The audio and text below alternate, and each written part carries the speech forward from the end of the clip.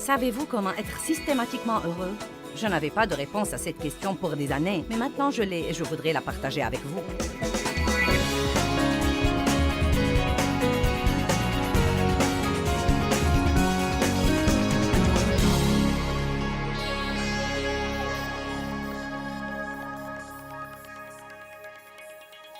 Ce matin, je veux vous parler encore une fois de vivre sans frustration. Et je crois vraiment que l'essentiel se réduit à une question. Que voulons-nous sinon être heureux? Amen?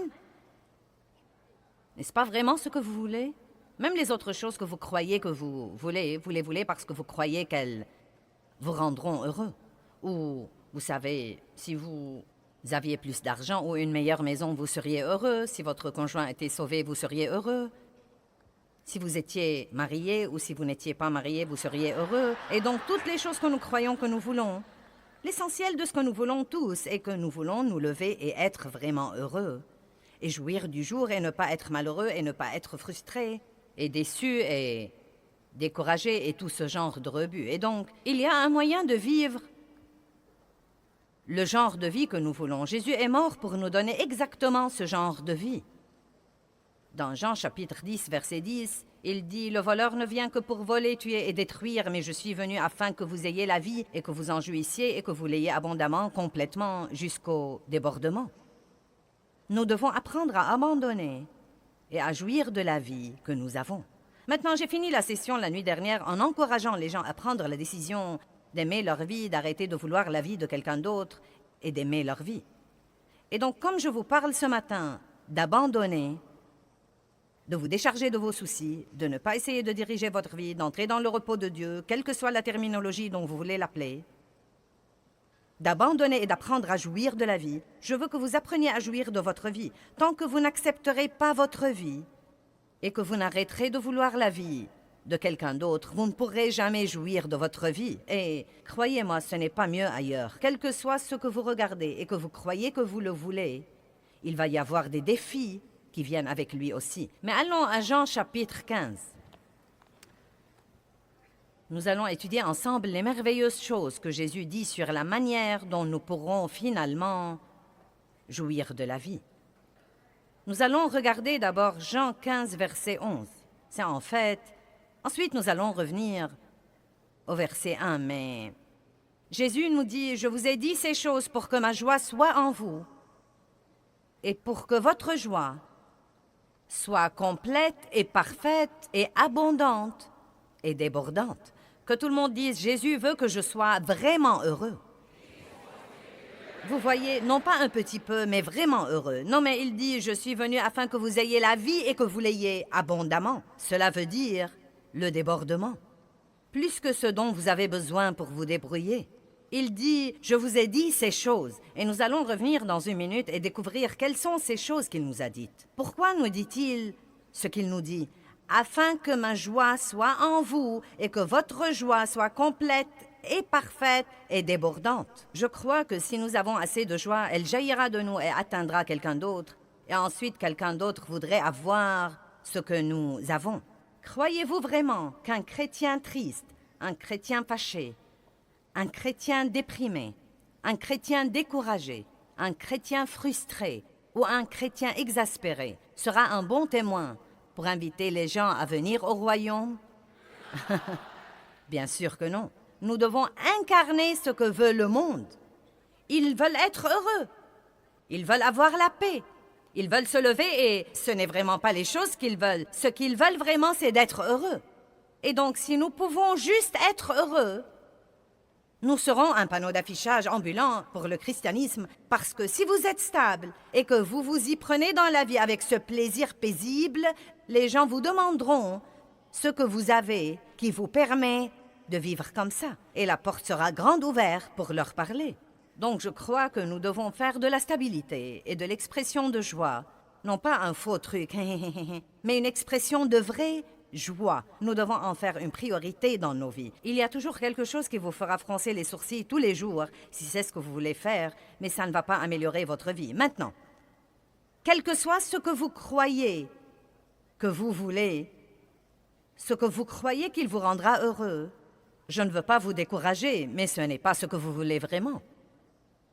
C'est incroyable le temps que nous passons dans notre vie à poursuivre des mirages. Avez-vous jamais vu un film sur le désert? Vous savez, où un type est dans le désert et il meurt de faim et de soif et il croit qu'il voit une petite flaque d'eau au loin. Non, mais elle lui semble très réelle. Et il fonce vers cette flaque d'eau. Il saute au milieu d'elle et il découvre que c'est de la poussière. C'est juste un mirage. C'était quelque chose qui semblait être quelque chose qu'il n'était pas. Eh bien, je crois que beaucoup de choses que Satan nous fait miroiter ne sont que des mirages pour les personnes affamées et assoiffées. Et il nous amène à poursuivre tout le temps ces choses qui s'avèrent n'être rien, plutôt que de poursuivre la seule chose dont dit la Bible, qu'elle répond réellement à tous nos besoins. Donc, dans le verset 11, il nous dit « Je vous ai dit, versets 1 à 10, afin que vous ayez la joie. » Donc, nous devons revenir en arrière et voir ce qu'il a dit. Il commence « Je suis la vigne, mon père est le vigneron. Tout sarment en moi qui ne porte pas de fruits ou qui arrête de porter du fruit, il le coupe, le taille, l'enlève et il nettoie et émonde à plusieurs reprises tout sarment qui continue à porter du fruit, afin qu'il porte davantage de fruits plus riches et plus excellents. Il est donc évident que Dieu veut que nous soyons des gens qui portent du fruit. Il veut que nous portions non seulement un quelconque fruit, mais il veut que nous portions du fruit excellent. Et j'aime ce verset parce qu'il dit que vous serez émondés si vous ne portez pas de fruit. Et si vous portez du fruit, vous serez émondés pour porter un meilleur fruit. Donc j'ai compris que vous êtes émondés si vous portez ou si vous ne portez pas. Donc vous feriez aussi bien de laisser Dieu faire à son idée. Amen. Et l'émondage n'est pas une chose agréable. J'aurais dû avoir mes cisailles ici pour que vous compreniez, mais cela veut dire couper les parties mortes et inutiles. Et donc Dieu travaille toujours dans nos vies.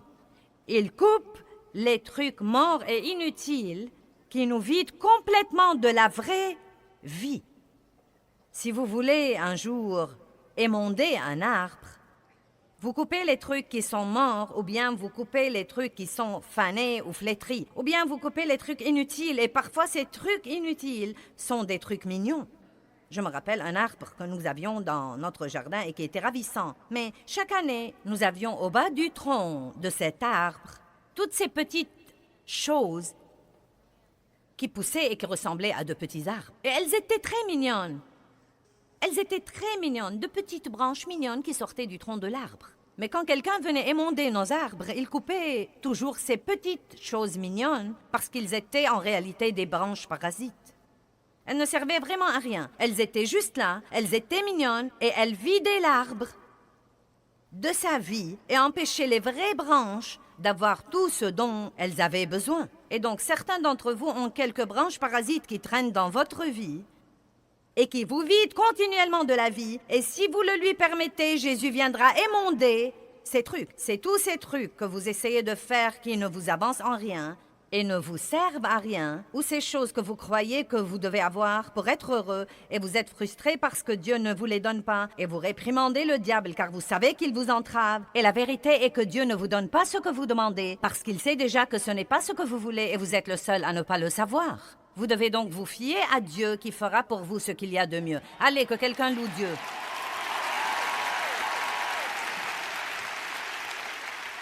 Puis il continue et il dit... Le mot « demeurer », il dit « si vous demeurez en moi », ce qui veut dire vivre, habiter et rester. Maintenant, vous ne demeurez pas en Dieu si vous passez 45 minutes à l'église le dimanche matin et que vous ne pensez pas à lui le restant de la semaine. Maintenant, la plupart de vous ici aujourd'hui ne sont évidemment pas comme ça parce que c'est vendredi matin et vous avez pris un congé de travail pour venir ici. Mais nous avons vraiment des millions de gens qui nous regardent à la télé, qui se sont probablement mis à l'écoute par hasard. Et peut-être que quelque chose, ma voix, m'est très particulier, le fait que je sois une femme, la chemise rouge et le col blanc, je ne sais pas. Quelque chose vous a amené à vous arrêter et à regarder pour une minute. Et peut-être que vous n'allez pas à l'église, et peut-être que vous êtes chrétien, et peut-être pas. Et peut-être que si vous allez à l'église, vous y allez le dimanche et vous redoutez d'y aller et vous avez hâte que ça se termine. Eh bien, croyez-moi, ce n'est pas une relation de demeurer en Dieu. Jésus n'est pas mort pour que nous ayons une religion. Il est mort pour que nous ayons une relation profonde, intime, personnelle avec Dieu, par lui. Amen. Donc, vous devez soit vous mettre à cette relation à 100%, sans réserve, et vivre la vie que Dieu veut que vous viviez, soit vous privez de toutes sortes de victoires, car la tiédeur ne glorifie pas Dieu. Amen. Et donc demeurez, Jésus dit, si vous demeurez en moi et que mes paroles demeurent en vous, demandez ce que vous voudrez et cela vous sera accordé. Quelle belle promesse! Si vous demeurez en moi et que mes paroles demeurent en vous, demandez ce que vous voudrez et cela vous sera accordé. Mais demeurer, ce n'est pas aller à Dieu quand vous êtes désespéré. Ce n'est pas aller de temps en temps à l'église pour passer vos 45 minutes et vous réjouir quand ça se termine. Ce n'est même pas regarder Joyce Meyer à la télé de temps en temps ou un autre pasteur que vous croyez que vous aimez. C'est vivre, habiter, rester avec lui à tout moment. Maintenant, la Bible dit que si nous demeurons dans la vigne, nous porterons beaucoup de fruits.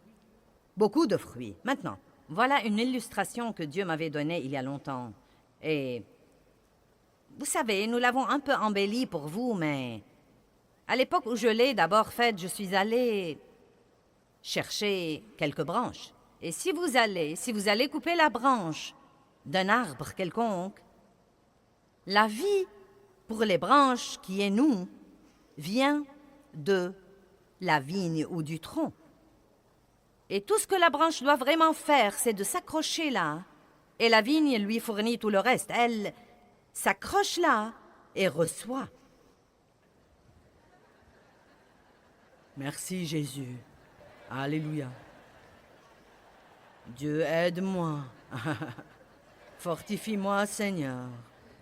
Rends-moi gentil. Maintenant vous savez que ce soit un pommier ou un oranger, par exemple. Vous voyez, les chrétiens essayent toujours d'être gentils. Nous sommes... Oh, je faisais de gros efforts pour être gentil. J'essayais de laisser ma bouche fermée. J'essayais d'être gentil. Eh bien, avez-vous jamais vu un pommier ou un oranger dire « Je suis un oranger !» Non. Comment saurez-vous que c'est un oranger en voyant les oranges? Comment saurons-nous que nous sommes chrétiens en voyant le fruit? Et comment allons-nous porter du fruit en demeurant dans la vigne? Vous n'allez pas porter du fruit en luttant et en étant frustré et en essayant de faire que ça se produise. Vous avez besoin de plus de temps dans la parole, plus de temps dans la communion, plus de temps dans l'adoration, plus de temps de s'accrocher à la vigne, d'aimer Dieu, d'adorer Dieu. Vous devez venir comme un petit enfant tous les jours et dire « Tu sais quoi, Seigneur? Je ne peux rien faire sans toi. Et si je veux aller dans le monde aujourd'hui et être gentil, j'ai besoin d'un téléchargement de toi. » Eh bien, que faisons-nous? Nous avons 3 bons jours et ensuite nous croyons que nous n'avons plus besoin de Dieu. Donc, tout est cool, c'est du gâteau. J'ai mis le doigt dessus, je l'ai fait souligner dans ma Bible, coloré en 3 couleurs, des étoiles et des rayures tout autour. Très bien, je connais ce verset.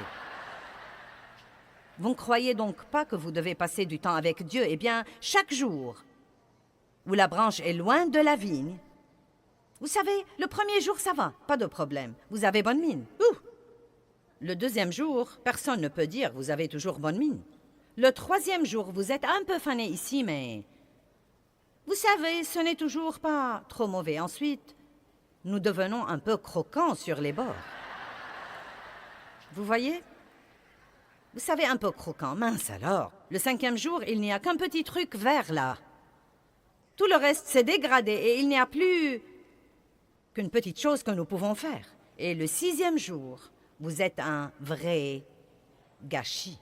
Eh bien, vous savez quoi? C'est comme ça que j'ai vécu pendant des années et des années et des années jusqu'à ce que j'ai finalement compris que si je veux rester comme ça et porter du fruit avec facilité, je dois rester dans la vigne. Je dois passer un temps avec Dieu, avoir la force dont j'ai besoin pour être ce qu'il veut que je sois, pour faire ce qu'il veut que je fasse, et ensuite je vais être une petite heureuse campeuse. Vous pouvez venir prendre ceci. Merci beaucoup. Êtes-vous venu ce matin avec quelqu'un qui est croquant sur les bords?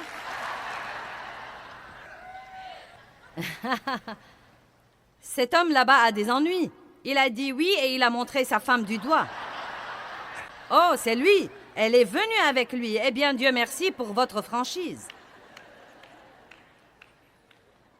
Mais si vous demeurez en lui, vous porterez beaucoup de fruits.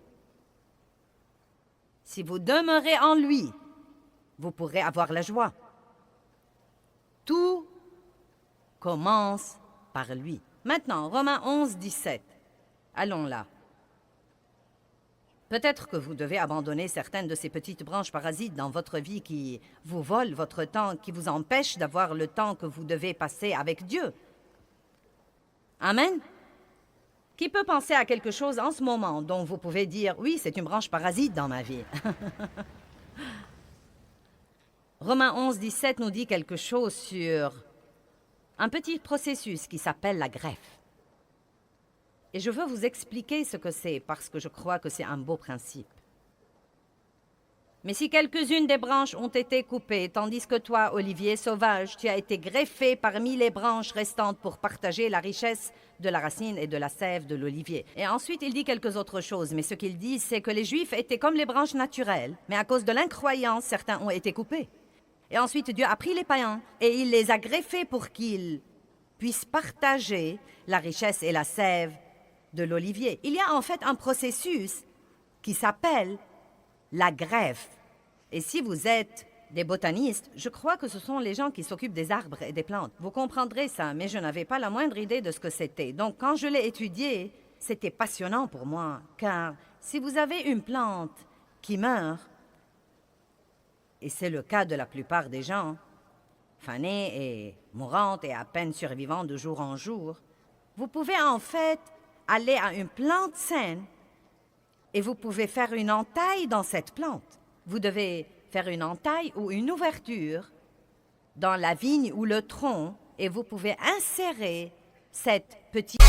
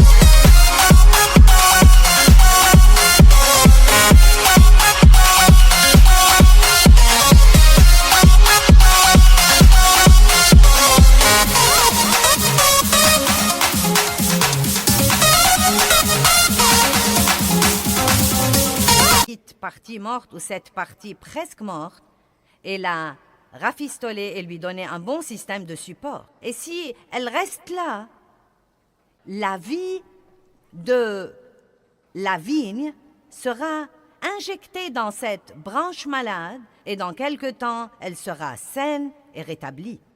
Maintenant, la raison pour laquelle j'étais excitée est que la Bible dit dans Ésaïe 53 que Jésus a été blessé pour nos péchés. Quand Jésus est mort sur cette croix et qu'il était blessé et qu'il saignait, cela a ouvert un endroit dans sa vie pour que nous soyons greffés. Et ce que nous devons faire ensuite, c'est de demeurer là et de recevoir la vie qu'il a à nous donner et qui nous ramènera à la guérison. N'est-ce pas merveilleux? Allez, louez Dieu.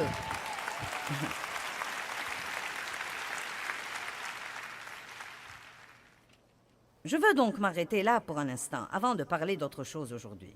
Je veux vous dire que la première chose que vous devez faire comme nouveau croyant, quand vous avez été greffé dans cette vigne et que vous êtes un nouveau croyant et que vous venez comme une branche malade et que vous avez tous ces problèmes, tous ces complexes, vous avez été maltraité dans le...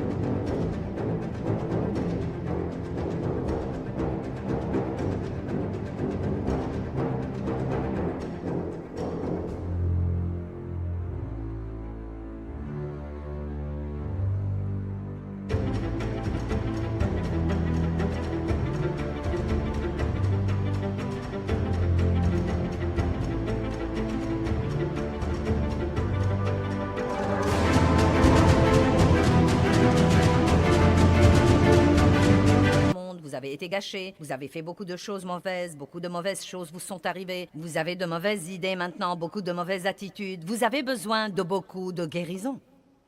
Et Dieu nous offre la guérison.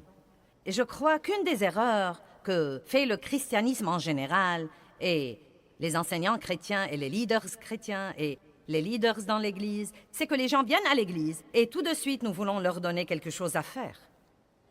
Nous voulons leur donner toutes ces directives et cette réglementation sur la manière dont ils devraient se corriger et nous croyons qu'il est important de les brancher quelque part et leur faire participer au service. Et croyez-moi, je comprends tout ça et je crois qu'il y a un lieu de le faire, mais je vais vous dire ce qui manque beaucoup de fois. Les gens ne prennent jamais le temps dont ils ont besoin pour la guérison dans leur vie. Et ensuite, nous nous retrouvons à l'église avec un tas de guérisseurs blessés, une bande de gens qui vont ça et là et essayent d'aider les autres, mais qui n'ont jamais pris le temps de s'aider eux-mêmes.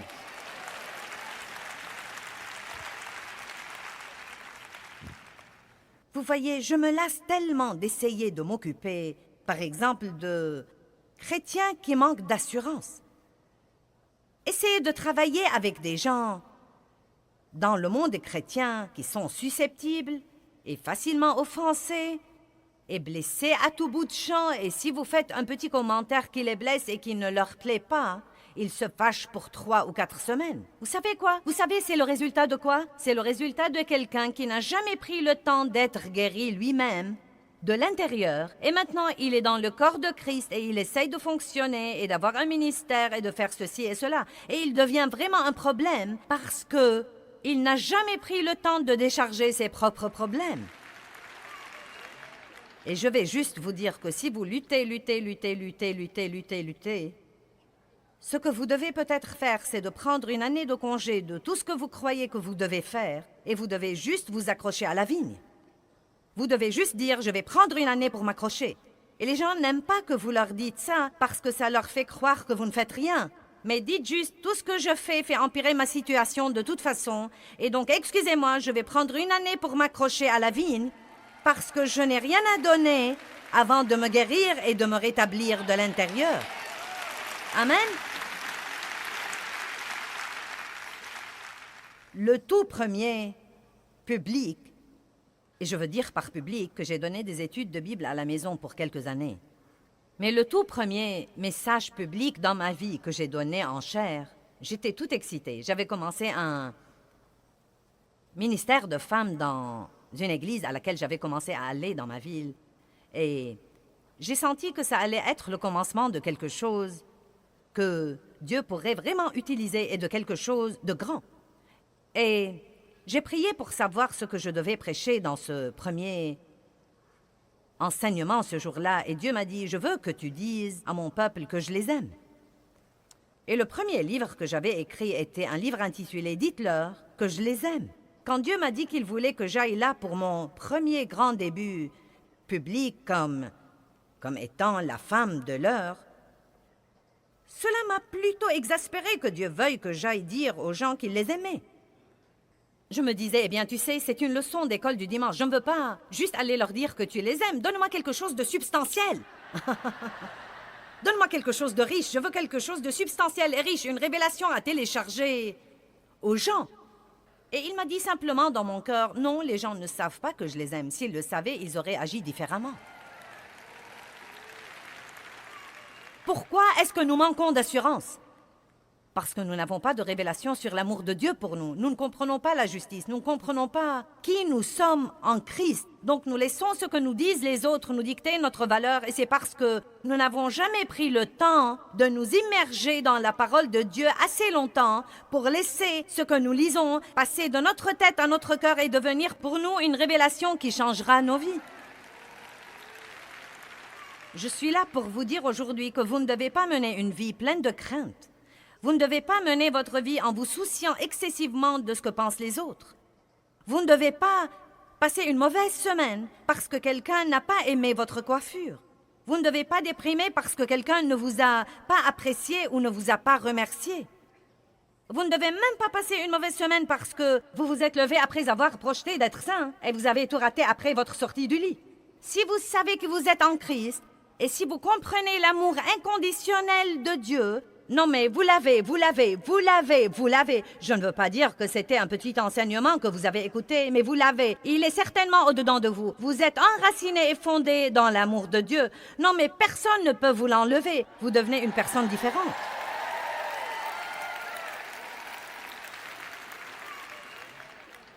Je croyais que je savais ce qu'était l'amour de Dieu, mais je ne le savais pas. Et donc, toute cette première année de mon ministère, j'ai consacré mon temps d'études personnelles privées à l'étude de l'amour de Dieu pour moi. J'avais été victime d'abus sexuels dans mon enfance et je n'ai pas compris l'amour comme il faut, surtout pas l'amour inconditionnel. Il me semblait que, quand j'étais jeune, si je travaillais, ça m'évitait beaucoup d'ennuis à la maison. Et donc, je suis devenue un bourreau de travail pour avoir de la valeur. Et certains d'entre vous tirent leur valeur d'être perfectionnistes et, vous savez, nous la tirons en partie de notre physique et en partie de nos connaissances et toutes ces autres choses dont nous devons tirer notre valeur. Nous devons la tirer de qui nous sommes en Christ. Et donc Dieu a pris une année entière. Non mais j'ai lu tous les versets sur l'amour de Dieu. J'ai acheté des livres sur l'amour de Dieu. J'ai écrit des notes sur l'amour de Dieu. Et une des choses que je faisais et qui était précieuse pour moi était que je me regardais dans le miroir et je disais « Joyce, Dieu t'aime. Toi qui es là, Dieu t'aime à toi. Il t'a créé. Il a son œil sur toi tout le temps. Il a un bon plan pour toi. Dieu t'aime personnellement. Quel que soit ce que disent tous les autres, Dieu dit que tu es précieuse à ses yeux, tu as de la valeur, Dieu t'aime. Et je conduisais la voiture et je faisais un tour et je disais « Dieu m'aime beaucoup. Dieu m'aime à moi. » Et vous savez, pour longtemps, c'était uniquement « Dieu m'aime, Dieu m'aime, Dieu m'aime. » Mais croyez-moi, un jour, ceci est passé de ma tête à mon cœur et j'ai dit « Dieu m'aime beaucoup, Dieu m'aime à moi, à moi. »